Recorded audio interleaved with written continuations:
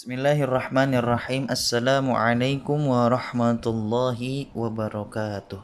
Salam sejahtera untuk kita semua. Semoga pada hari ini kita selalu diberikan kesehatan oleh Tuhan Yang Maha Esa. Dan semoga juga pada hari ini kita selalu diberikan rasa semangat dalam menjalani kehidupan kita sehari-hari. Baik anak-anak, pada hari ini kita akan melanjutkan pelajaran budi pekerti. Kita akan meneruskan pelajaran minggu lalu, yaitu bersosialisasi dengan teman sebaya. Yang hari ini kita akan melanjutkan pada part keduanya, yang akan membahas tentang nilai-nilai baik dalam pertemanan dan berhati-hati terhadap pengaruh buruk teman. Yang mana pada pekan lalu itu kalau tidak salah kita sudah membahas tentang bergaul dengan teman, ya, dengan teman sebaya, teman yang lebih tua, dan teman yang lebih muda. Dan hari ini kita akan membahas soal nilai-nilai baik dalam pertemanan. Baik, silakan disimak baik-baik ya. Jika ada yang perlu dicatat, silakan dicatat. Oke, sebelum kita menuju kepada materi, ada sebuah pembukaan yang harus Bapak sampaikan.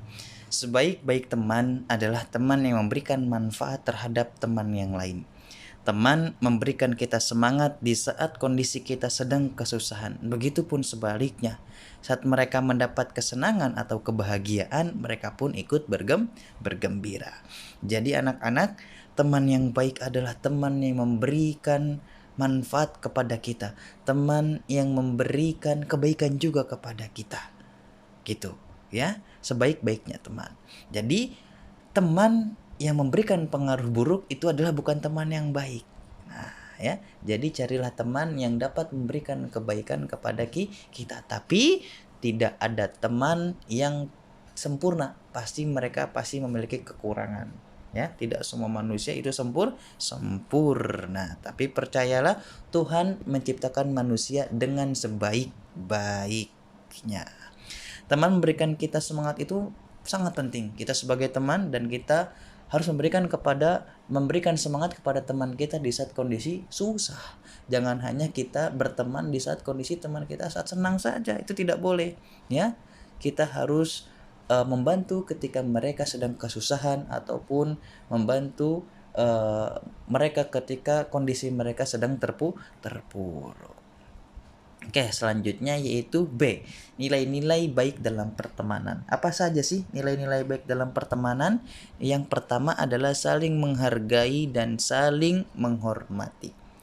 Kita hidup di Republik Indonesia, di mana berbagai macam agama, berbagai macam warna kulit, berbagai macam bahasa. Kita hidup di tengah sebuah perbedaan, ya. Saling menghargai dan saling menghormati adalah sangat penting. Jika kita tidak bisa saling menghargai dan saling menghormati, terjadilah sebuah pertengkaran. Karena kita tinggal di Indonesia yang begitu banyak perbedaannya. Kalau tidak ada Bhinneka Tunggal Ika, maka Indonesia tidak akan dapat merdeka. Inilah yang harus kita jalani dalam kehidupan kita sehari-hari. Saling menghargai dan saling menghormati. Saling menghargai walaupun kita berbeda agama. Saling menghormati walaupun kita berbeda warna kulit. Saling menghargai walaupun kita berbeda bahasa. Saling menghargai walaupun kita berbeda pendapat. Itulah yang membuat negara kita bersatu. Itulah yang membuat negara kita ini merdeka. Ya, kalau kita tidak bisa menghargai dan menghormati satu sama lain, kita tidak akan bisa merasakan hidup yang rukun, hidup yang damai.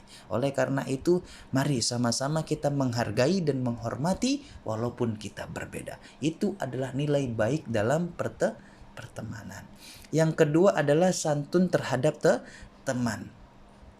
Ya, jangan lupa kita menerapkan 3S. Apa itu 3S? Senyum, salam dan sapa. Ketika bertemu dengan teman, kita senyum.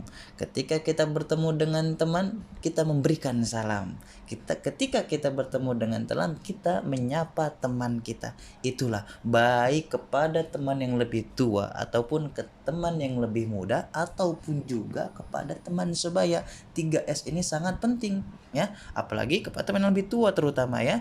Senyum, salam dan sapa itu harus dilakukan dimanapun kita berada.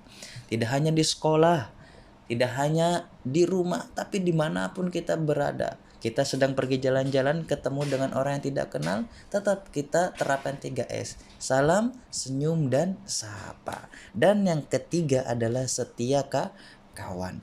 Jangan sampai kita meninggalkan teman kita ketika kondisi mereka sedang terpuruk.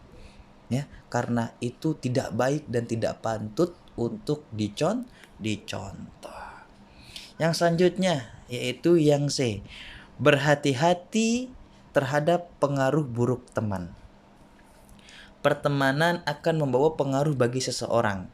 Pengaruh itu ada yang baik dan ada yang buruk. Jika pengaruh itu baik, maka seseorang akan menjadi baik. Begitupun sebaliknya, ya. Jauhilah teman yang buruk. Jika kita mendapatkan teman yang kurang baik atau buruk, maka cobalah untuk membantu dia menjadi baik. Mengapa? Karena teman yang baik tidak akan rela temannya melakukan hal yang buruk. Jadi ketika kamu mendapatkan atau mempunyai teman yang memiliki sikap kurang baik ataupun ucapannya kotor, ucapannya kasar segala macam, tidak perlu kita jauhi, tapi kita nasihati dia, kita ajak dia. Jangan sampai melakukan hal yang seperti itu, karena kita sebagai teman yang baik pasti tidak rela teman kita itu melakukan hal yang buruk. Itulah teman yang baik. Ada yang mengucapkan kata-kata yang kasar, nasehatin, jangan ngomong kayak gitu ya.